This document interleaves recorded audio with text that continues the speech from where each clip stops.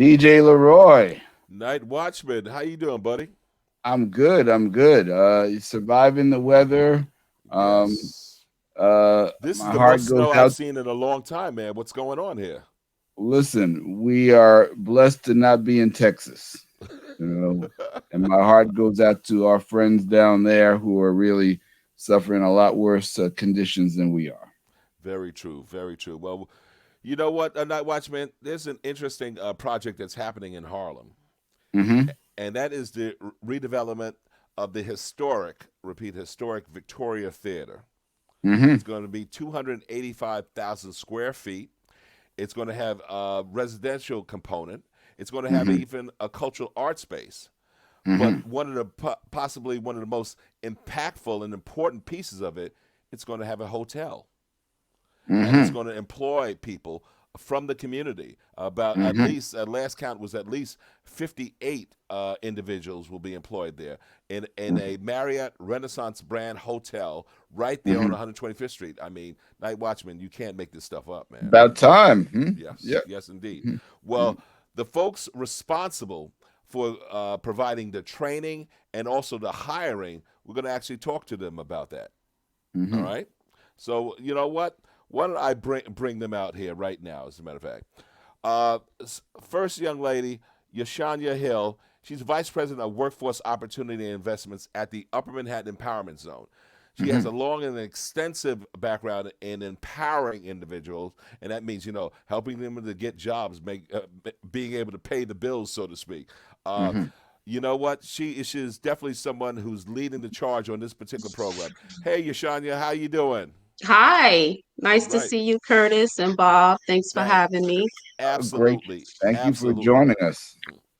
The next young lady also, she is like a real dynamo who I recently met, but like I said, wanting to come out there and make sure that she meets the community leaders, and the thought influencers. She is Miss Jasmine Simon Washington, and she's the regional director of sales and marketing for Real Hospitality Group. Bring her out here. Yay. Hi there. Jasmine. Hey Hey, there. How you Jasmine, how are doing? you? Good Good, good. evening. Good evening, everyone. All Yeah. right, all Good right. evening. And of course, not to be outdone, because as a matter of fact, a couple of times we have hung out with this guy in some of the haunts in Harlem, but we won't mention anything more than that. And that, of course, is We the were doing executive. hospitality research. That's it. That's what it was. That is the executive director, of course, of the Manhattan Educational Opportunity Center, Mr. Anthony Watson. What's up, Anthony? What's going on, Curtis? What's up, Bob? What an introduction. Hey, Jasmine. Hey, Shania. Hi, Hey there. Anthony. Long time no Yeah, see. yeah, and it's only because I love you. That's why, Mhm. Mhm. but first of all, welcome everyone. What I'd like to do before I go forward and really asking about this particular partnership, I want to ask all of you, Yashanya, please tell me your background in terms of workforce development. What inspired you to the field? Sure. So my background is really in community development, workforce development, Hmm. and as well as economic development. And I have always had a strong interest and passion in economic mobility strategies, really focused on serving underserved populations and underserved communities.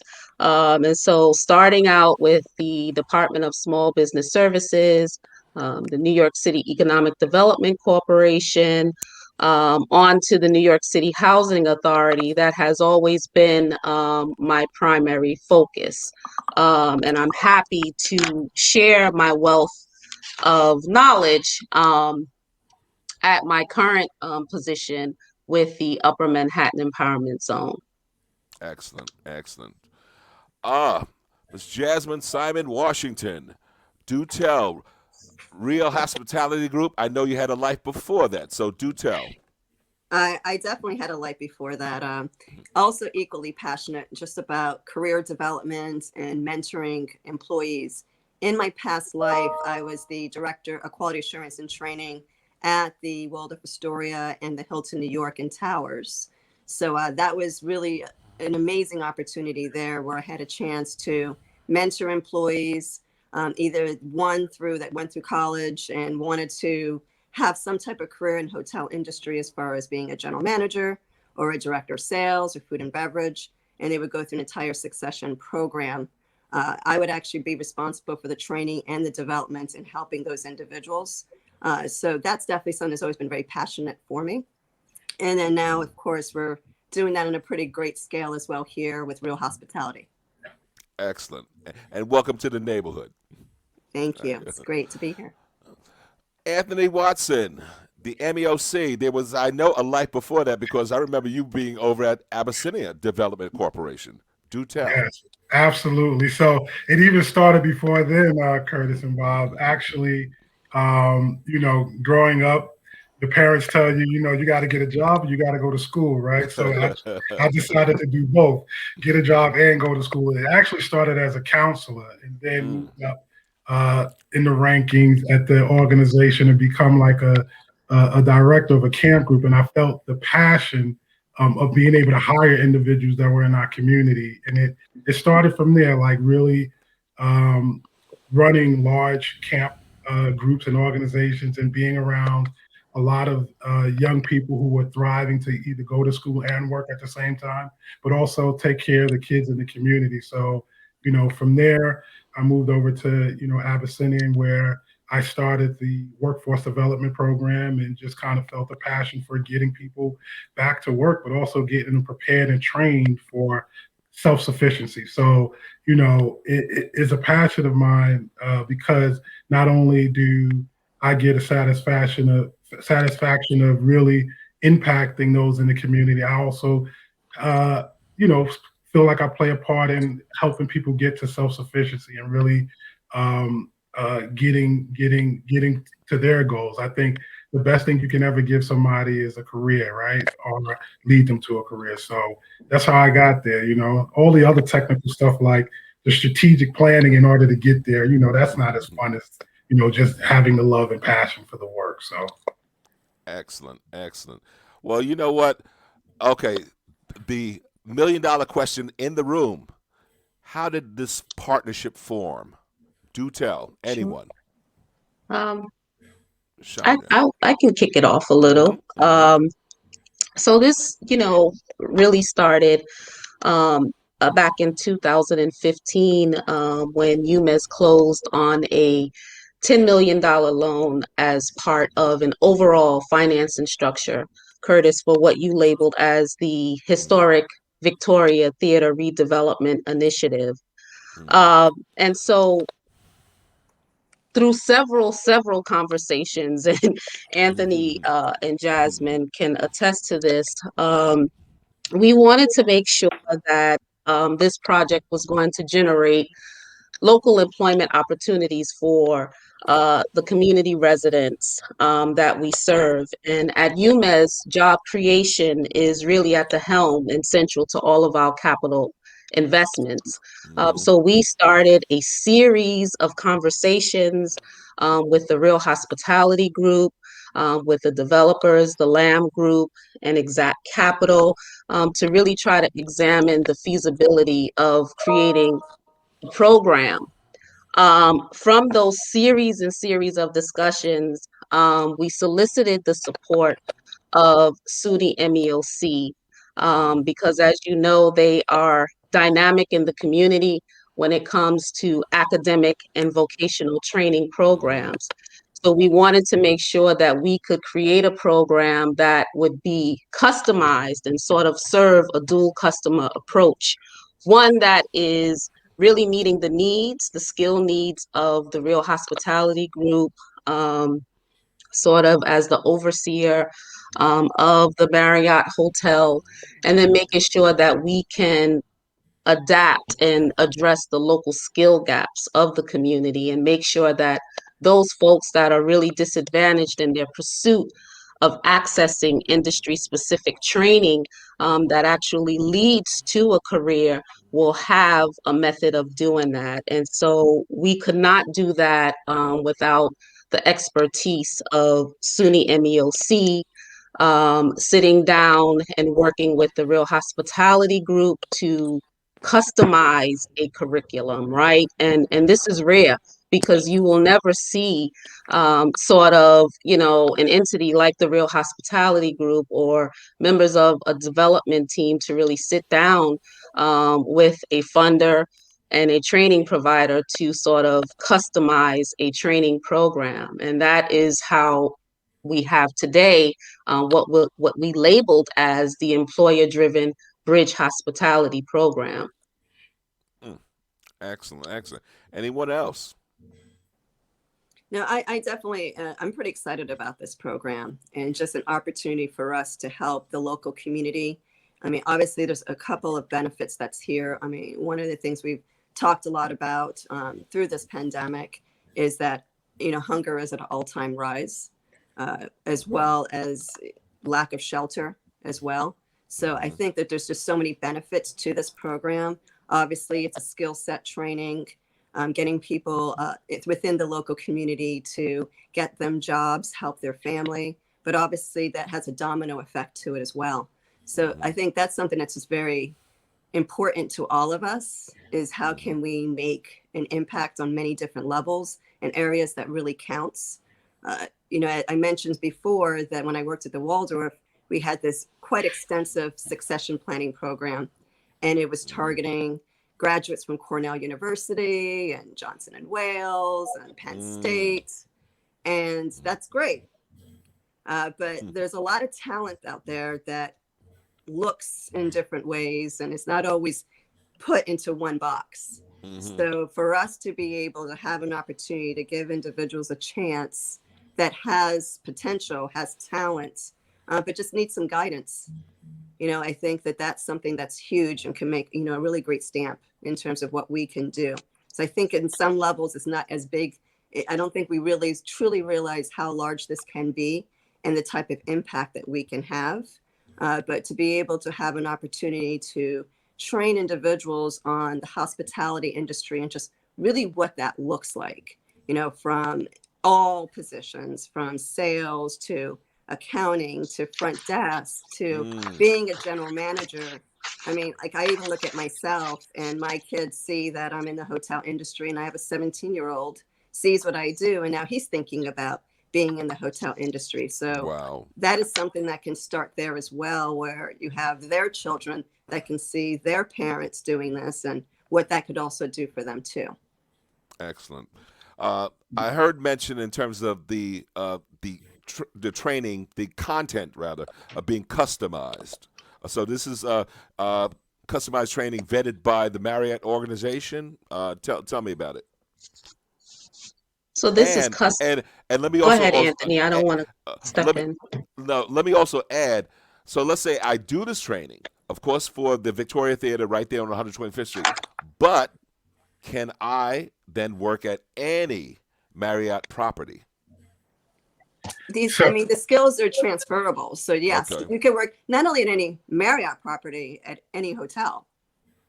Wow. So it opens doors for you anywhere. And these are transferable skills. I always say these are skills that also helps you personally. When you're going through hospitality training, if you think about it in every sense of the word, it's hospitality. So it's also about empathy and customer service training and communication skills and problem resolution skills. I mean, there's a lot that goes into being a hotelier. So it's also personal skills and internal skills that you can use in your own personal life as well. But yes, the training is something that most certainly can help you in the hotel industry, the hospitality industry. There's an umbrella that's there. I mean, that's cruise lines, that is restaurants, that is hotels in itself, that's resorts, that you can use that, domestically and internationally. So it opens a lot of doors. Gotcha.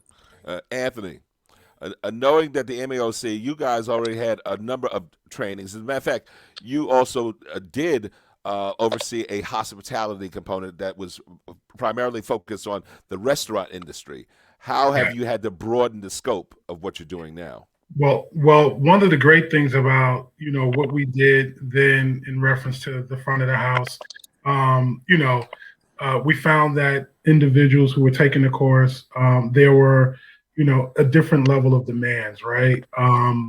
and we didn't have a lot of employers at the table with the front of the house concept, but got the ball rolling in reference to us kind of preparing ourselves for this and this initiative.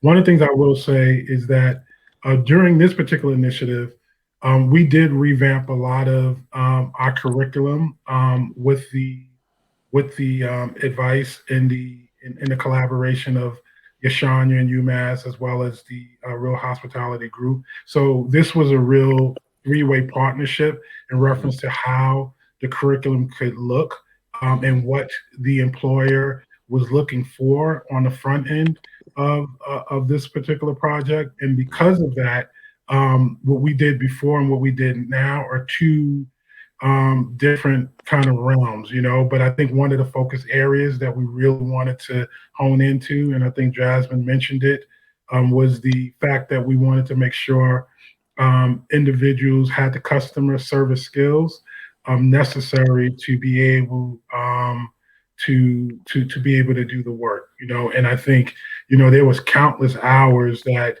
Yahshaanyah, UMass, and myself and my team, the MEOC team, and Real Hospitality Group spent really developing this because we wanted to get it right, you know.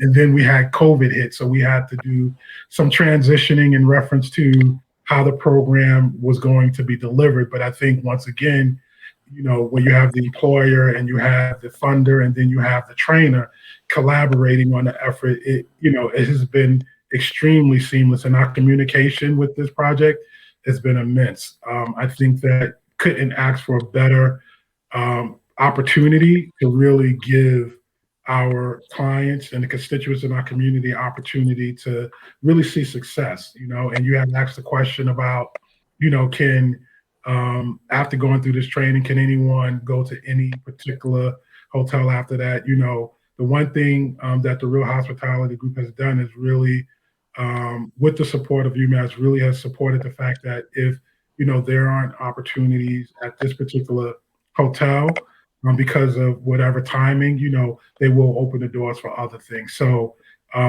it's been a real pleasure, Curtis, and you know, I think we're putting a footprint on what the future can look like between employer, trainer, as well as funder, and how it could look, you know, moving forward. So, no, and Anthony, to that point as well, you know, Real Hospitality Group has a pretty large footprint in New York City.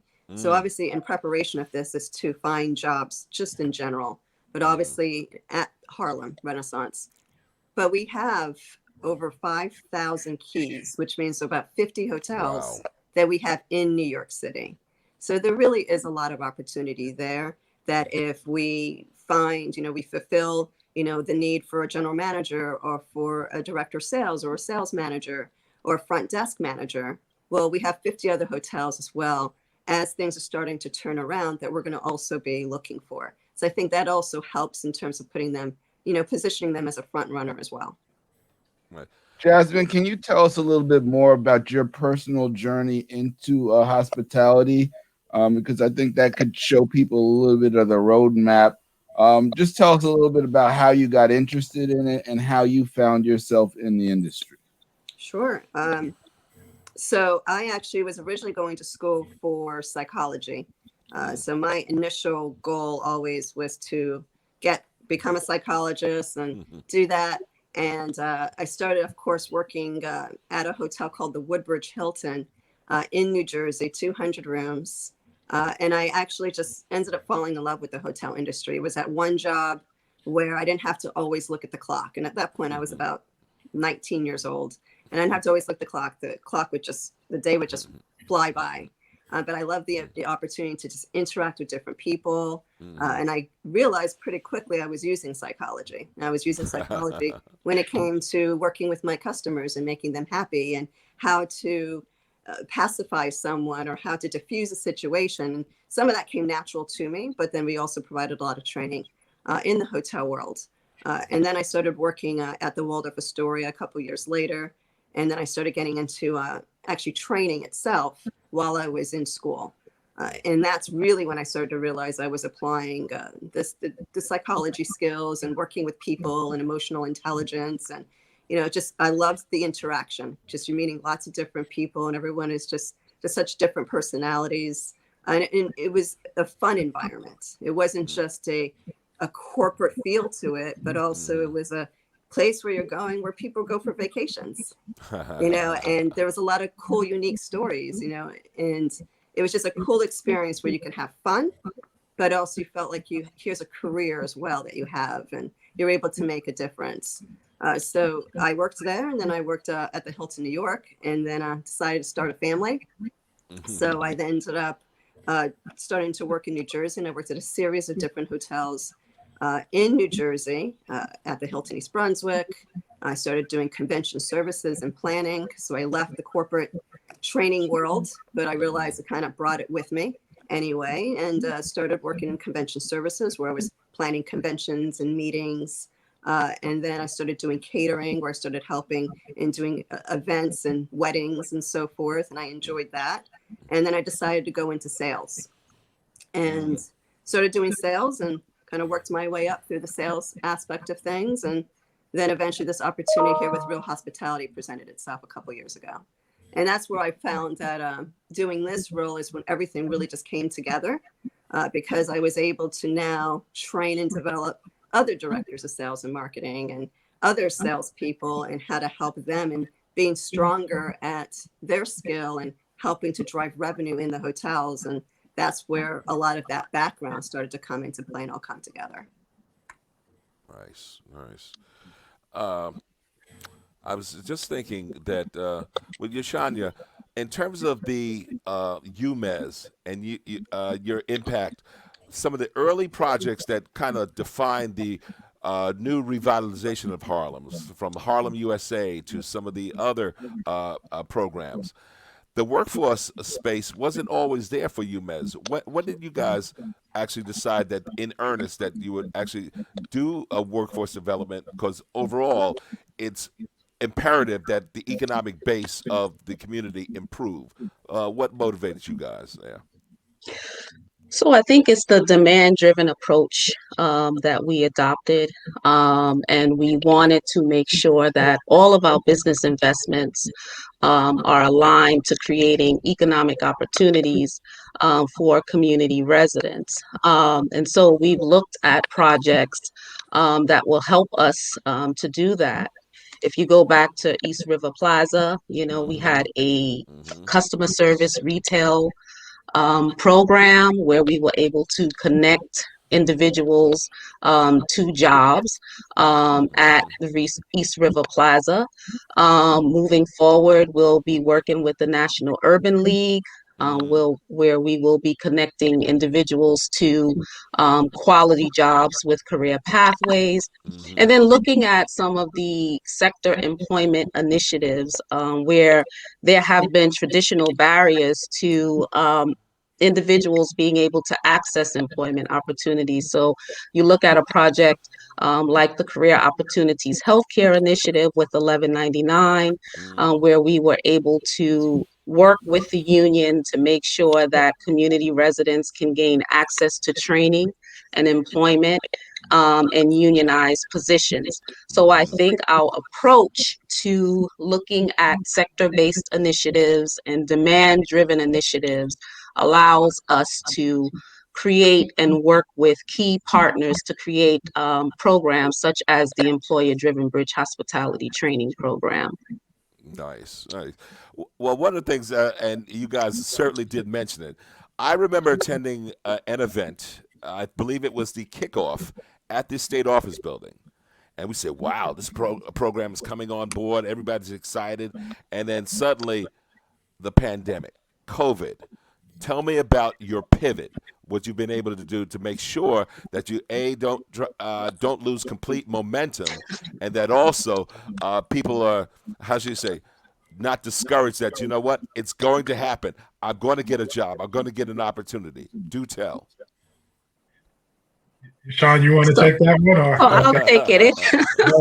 Yeah. We were really, we had officially launched, did the premiere launch of the initiative in January of 2020.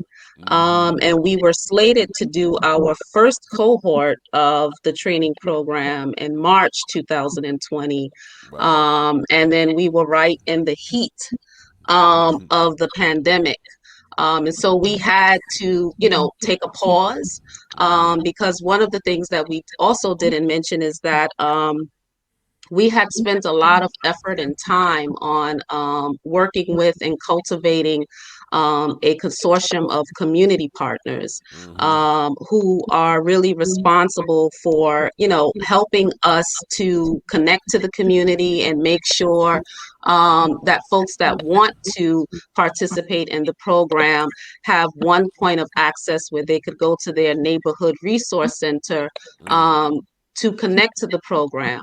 And so we had these community organizations who were now, their focus was much different. Now they were dealing with a lot of case management services to help to make sure that the community had access to food or other support services, helping with gaining access to unemployment insurance. And then you had the executive pause order that was put into place. And then you had SUNY MEOC needing to comply, with sort of that executive pause order. So we were kind of like trying to figure it all out. And we had to come to a place where we said, okay, let's really pause. Let's see how we can reimagine this program. So we spent several months on working to do that, deciding to now make this program, which was an in-person program, an online program. And so I know Anthony could speak to a lot of this, but that was a challenge in terms of now, transitioning a full curriculum without losing the integrity of sort of the program and the in-person kind of interactions, now having to transition that onto an online training platform.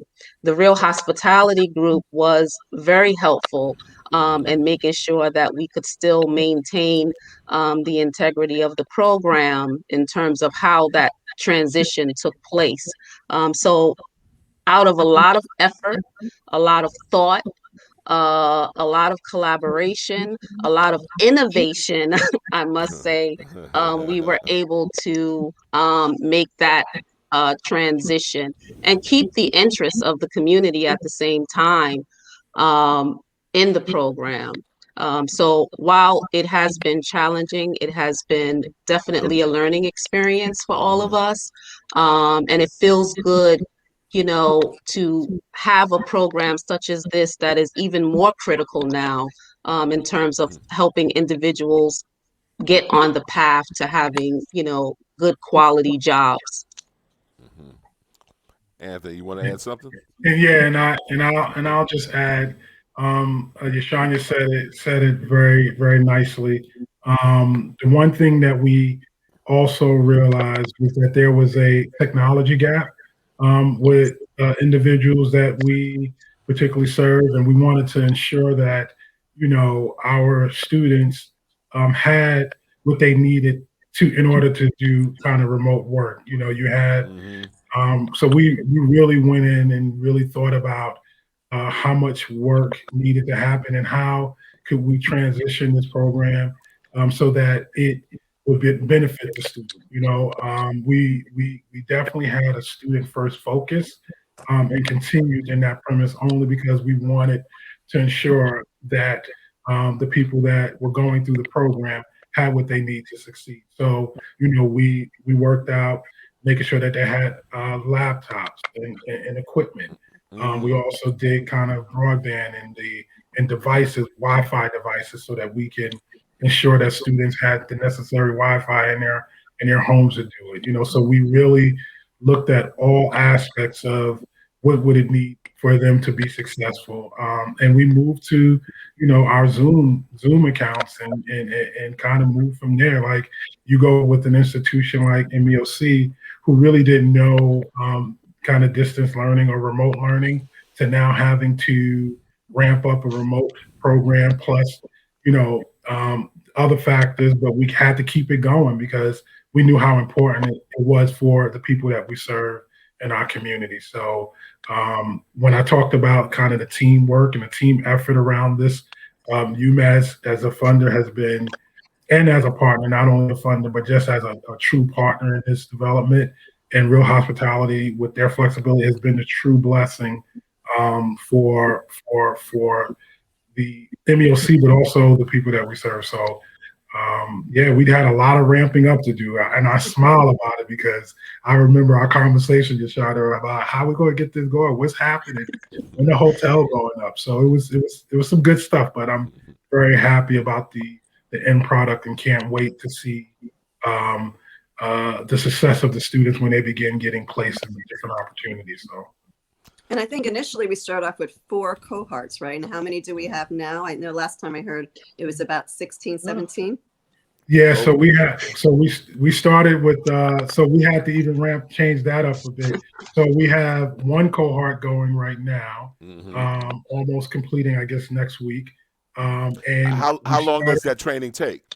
About, depending on it, it's 7 weeks day, and then evening time there it may be a little bit longer, but it's a 7-week program, like Jasmine said. Yeah. Okay. Yeah, gotcha. yeah. And they're doing well. And one of the great things is that Jasmine's one of her colleagues or somebody that works under her division, Matt, has been extremely helpful with coming in and kind of speaking to the students about just his experience going through the hotel and hospitality industry. So it's been really good. It's been really, really good. What UMass and Real Hospitality has done to really leverage this and bring this together has been amazing. And I will use it for other opportunities because I think it's so important that these type of relationships are done, because it's not about the money is important, and I shouldn't say it's not about the money. It's really about how we impact the people we serve, you know, and the money will come after, right? So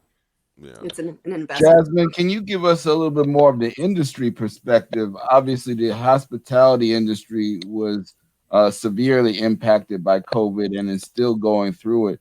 So tell us a little bit from your side about some of the challenges that you've been dealing with and what you're looking at for 2021.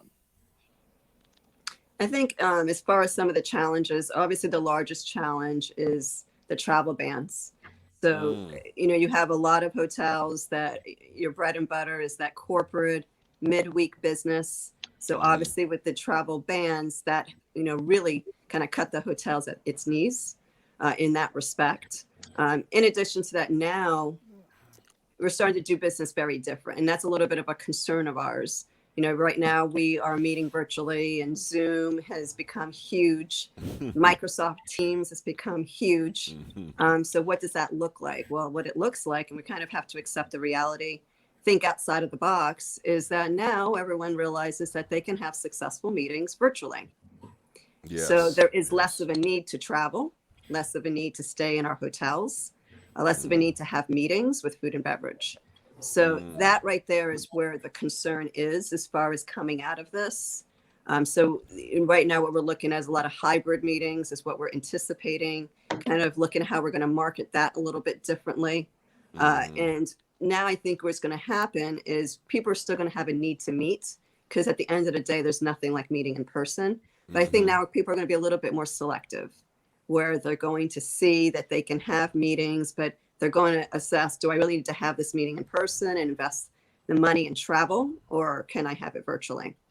So I think that's really one of the big things that has affected us. Obviously, you know, as far as weddings and socials, a lot of that was canceled. So now we're, of course, targeting that differently and looking how to rebook that. So that definitely has hurt us. But we really just had to be a little bit smarter and look at, well, what's traveling now and what needs do we have now? And we have a lot of data that allows us to determine and see who is traveling and what is traveling. And then you're targeting those segments accordingly. Obviously, on a revenue standpoint, it looks a little bit different than it did before, right? But, you know, one thing that we're very proud of is through this pandemic, we have managed to still add hotels to our portfolio. Oh, okay. We've managed to still continue to grow. We've probably added close to 10 hotels during this pandemic because hotels are seeing, owners are seeing, asset managers are seeing, well, what is real hospitality doing that others aren't? And what we've been doing is we've managed to keep our hotels open for the most part. And if they were closed for a short period of time. So we really were very strategic, very proactive, thinking outside the box. What can we do? What partners can we engage with so we can manage to still stay open and, drive, profit margins to the owners as well and keep our employees working. So that's really kind of what we've seen as a whole. But we really wanted to focus on a more proactive approach in coming up with strategies to help get us out of the situation and to sustain us during it. Excellent. I had a two-part thing to ask. Okay, because Jasmine, you said a good point. Normally, you want to have the in-person meetings, and I'm thinking also, Anthony, you're used to in-person training. So because also with in-person training, especially when it relates to hospitality, I can get a good sense of whether or not that person will be a good employee. I can see their facial expressions. I can see how their intonation, how they speak, all those particular things. Now with virtual, you don't necessarily get that. So is that something? How do you know that someone is really successfully is all in when you're going through a virtual training? Well, I think great question. I think one of the methods and the things that we really kind of analyze is how much attention is the individual paying when they're on the Zoom or Schoology or Teams, Google Teams. How much attention they're paying when classes are going on? Do they have their screen on? Are they engaged in conversations back and forth with the instructor? What is their participation? So I think, although we do have the challenge with the in-person and not being able to really read body language, I think you can read. They've been pretty good at reading body language on video. I think with the work assignments that are being provided, with the interactive back and forth discussions that are happening in the class lessons, with some of the written material that we're getting, you can kind of get a sense of it. And then you have to remember that we also have advisors that kind of check in on students, as well as a coordinator who checks on students. So there's a lot of layers of just checkpoints for students. One, for to see if they're in need of anything, and then two, just to make sure that they're on track to complete the program, but also be successful. And one of the things I will say, the students who have been selected for this program or who've come forth have really been vetted by the organizations that Yahshaanyah had mentioned in reference to, like, the people who are on the ground, the communities that we're working with, vetting them prior to them coming to the program. I think it's a little bit different with this particular project because it's not about, okay, let me figure out if this is an area I really want to be in. Is hospitality something I really want to do?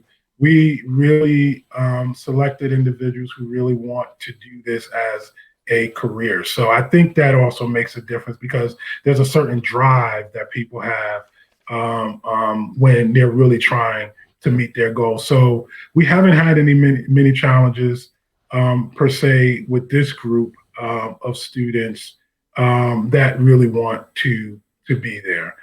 Other kind of programs that we provide, it may be a little bit different because you're also dealing with the fact that some of them have children that are at home, homeschooling the same time they're schooling. So it does come with a number of challenges, but I think for the most part, we have really done a good job of making sure that the students get what they need and to address whatever concerns we have early on, opposed to waiting towards the end of this project. Gotcha. One of the things that I will add to further elaborate on what Anthony described is that SUNY MEOC and the Real Hospitality Group, along with the community partners, we spent a lot of time on And Yahshaanyah, developing.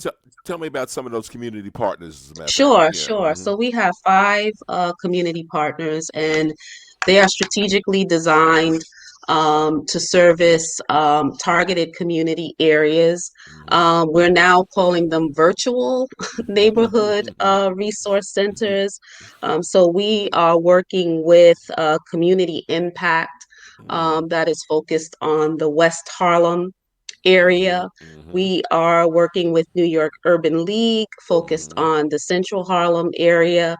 We are working with Urban Upbound, also known as Jobs Plus East Harlem, and they are focused on the East Harlem neighborhood, as well as the Northern Manhattan Improvement Corporation, Okay. Yeah. who is focused on the Inwood and Washington Heights area.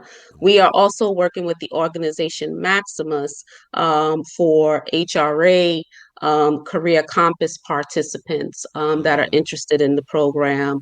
They can also reach out through Maximus.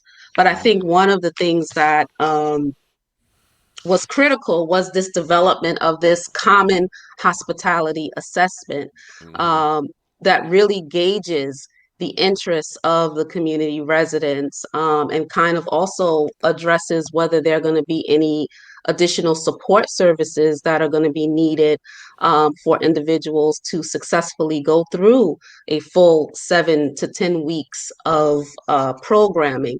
So that was really built into the core of the program. And that kind of goes back to what Anthony was talking about really making sure that folks are committed and interested in the hospitality sector. So I just wanted to add that as an extra piece. Nice, nice. Yes. So one of the things we certainly do know that folks going into programs, right? I want a job. Bottom line, that I want a job. Okay. So you've already vetted them out to see that yes, they do have that hospitality mindset. They've gone through the training, 7 weeks. Am I getting a certificate at the end of the 7 weeks? And then more importantly, am I getting a job, and how am I going to do that? Is there a placement service that is provided?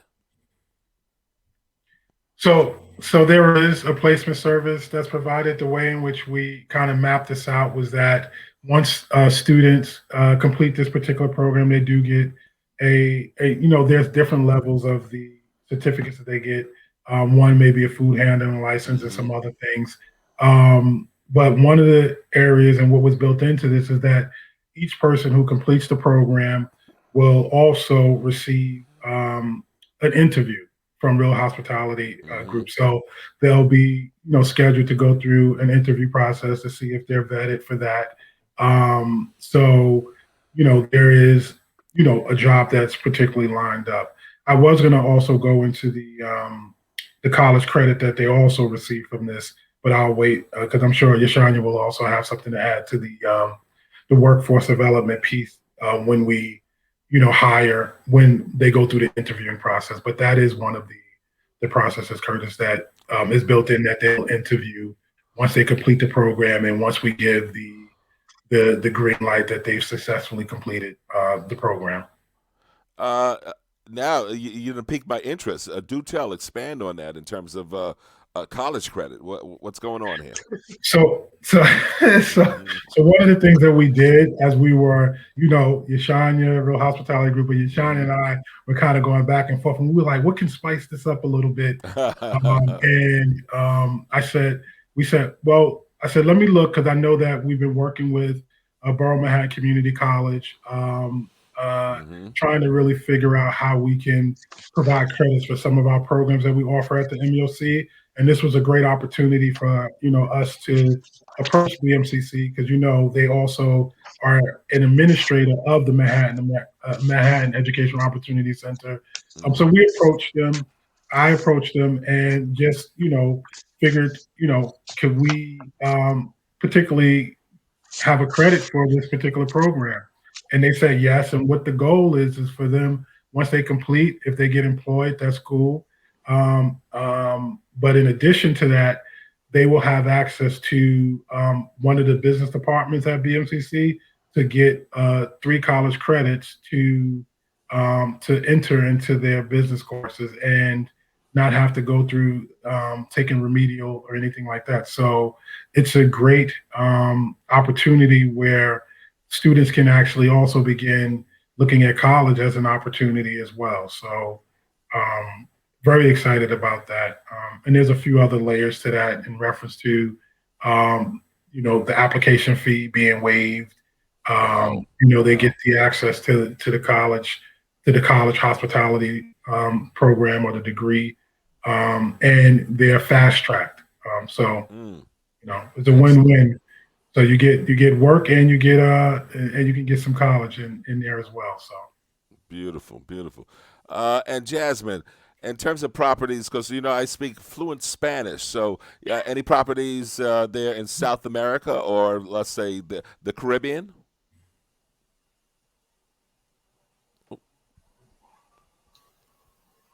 She's on mute. Yeah, you're on mute. I think you're mute.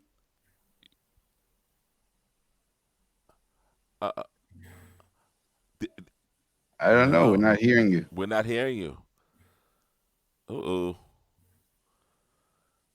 NightWatchman, you got no mute, right? Or what's happening? No, not on our side. No. We you know what? NightWatchman, what do you think? Should go out, come back in, or what? I don't know. See, this is what happens with live streaming. So, say it again, Jazz. No. Oh wow. No. Wow. Not hearing you. Yeah. But we She's agree. gonna come back in. Okay. Yeah. Wow. So, y'all, as we say. So I think we should. Mm-hmm. Curtis, can we plug in Anthony? We've had 3 cohorts so far. We have another cohort. So Anthony, I'm putting on my recruitment hat for. yeah, you said it. Yes, so you can. there's another cohort that's starting on March 22nd. That recruitment is currently underway. So if individuals are interested in the program, they should contact SUNY MEOC, or they can look at umez.org on our website, as well as SUNY MEOC's website, where they could have access to the 5 community partners who will help them gauge through eligibility and as well as the entire application process. Excellent. So if you're interested and you're listening, please reach out to enroll in the program. Give that again, Yahshaanyah. So you can look at UMEZ's website at umez.org under workforce development. We have there listed all of the community partners that are affiliated with the project, where you can schedule an appointment and they will run through with you all of the documents and so forth that you need for enrollment. And SUNY MEOC's program. You can also look at SUNY MEOC's website to gain further information, but you have support in terms of how to actually enroll in the program. Nice. And I also put MEOC's information in the chat, so you can share it with your listeners. Can you guys hear me now? Yay! Yes, we can. Absolutely. So hold it. So what about my job in South America? What's going on? Talk to me. So Real Hospitality has Marriott's, Hilton's, Crown Plazas, all brands.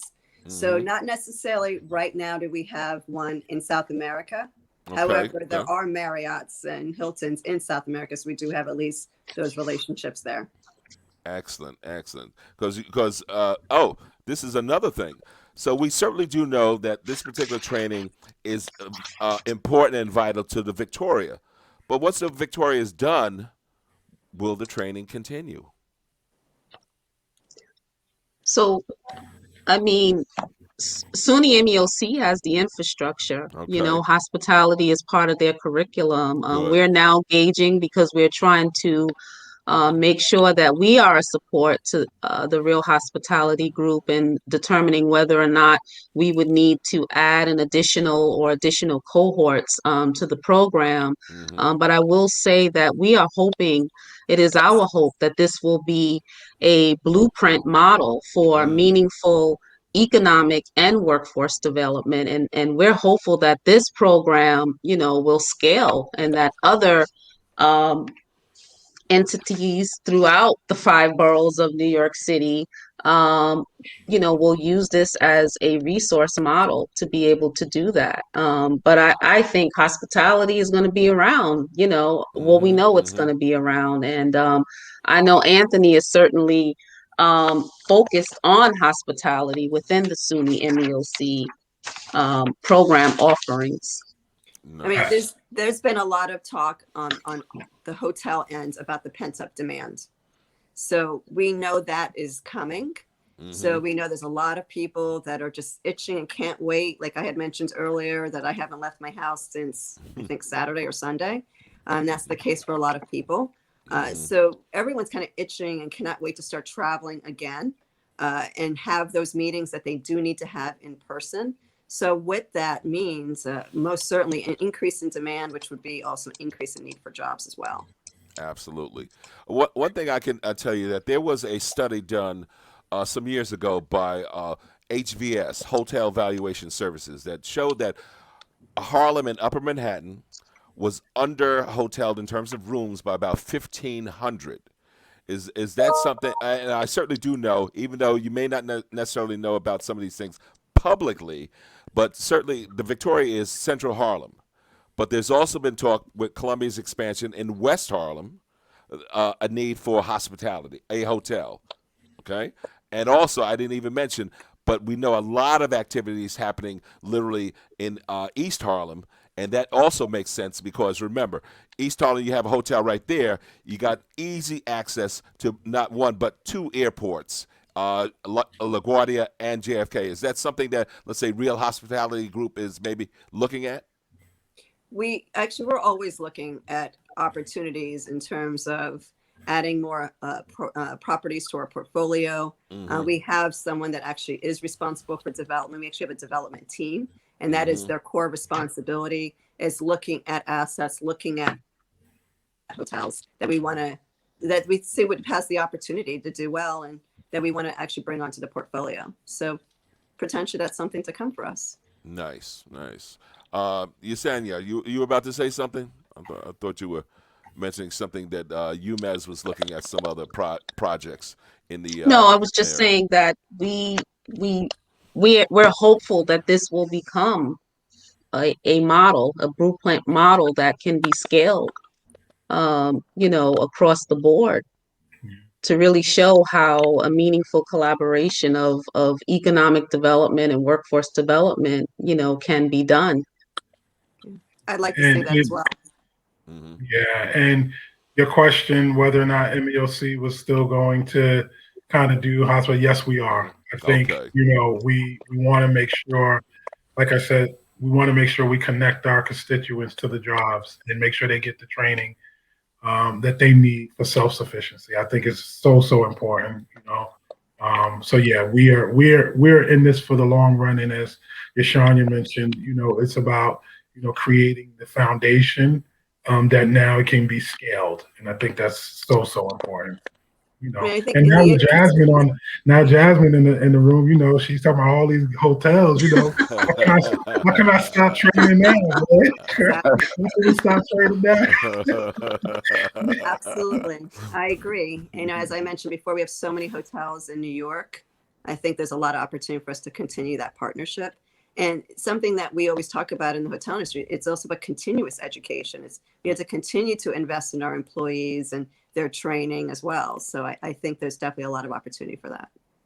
Excellent, And excellent. I'll add one thing. You know what I'm excited to see, Curtis? What? Walking down Harlem and seeing people working in the same community Yeah. that they live Yes. in. Like Yes. you being able to go to the front desk, or you be able to go somewhere and say, "Hey, how you doing?" You know, it's gonna make a world of a difference. So I'm looking forward to just that flow, as they say, right? Totally, Yes. totally. I mean, certainly And one of also, the things mentioned about the Victoria is that it's supposed to be a transformative project for the community, and with what you guys are doing, I know it will be. I know it will be. Night well, Watchman, go ahead. yeah, it's great to see this impressive collaboration and what it's Hmm. creating. As we're in Black History Month, it's important to note that hospitality has been a part of our culture for a long time, and particularly here in New York. A lot of people don't know we ended slavery in 1827, and some of the first Black-owned businesses were all in hospitality. A lot of the top restaurants in the 1830s and 1840s were run by Black-owned entrepreneurs, and we've always had the culture of hospitality here in New York. We had, here in Harlem, we had the Harlem Renaissance. We had 133rd Street, which was a street full of jazz clubs and Hmm. speakeasies. Hmm. And so we've always had it as part of our culture. And it's just great to see this collaboration. I think the timing is appropriate. As Jasmine mentioned, there is going to be a rebound. There's a pent up demand for us to be able to get together and see people and interact with people face to face. New York will always continue to be a place where people come, the crossroads of the world, so to speak. So we know that it's going to come back. And New York is always in a state of evolution. So while it may Yeah. be different, it's still going to be, we're all about the remix. So I'm appreciative of this great panel and of hearing of just how well all of you have worked together to create an on ramp for young people to find their way in this industry. Absolutely. Any last words, any of y'all? Take us home. Thank you for the opportunity to share the Yeah. work that we're doing. You know? Well, Okay, absolutely. So And I just want to mhm, thank SUNY MEOC and the Real Hospitality Group mhm. for, helping us and collaborating to make this possible. Excellent. Yeah. You're welcome. Uh, welcome. this Thank you. perfect. So, Night Watchman, as you take us out, what do we expect here? We're gonna do Well, further discussion, or what? I'm looking forward to having a drink at the bar, the Victoria, and experiencing firsthand the hospitality of people who have benefited from this training and from this collaboration. Certainly, we tip our hats to Real Hospitality Group, MEOC, and UMES for really just putting this all together. Yes. So my last words is that you've been listening to Soul Lounge Primetime on WHCR 90.3 FM, the voice of Harlem. And you might be experiencing this live on our YouTube channel. And we also invite people to join us on Clubhouse, where we'll try to keep this conversation going. And if you Mhm. have some direct questions, you might be able to come on and hear a little bit more about it. Um, Absolutely. Absolutely. Well, thank thank you all. Thank you so much for coming on Soul Lounge Primetime, yo. And I'll see you guys later for sure at the bar where we can actually treat Anthony for another round. Okay, there you go. See you all later, right. yo. Thank Bye. you Thank you. all. Okay. Thank you. Take care.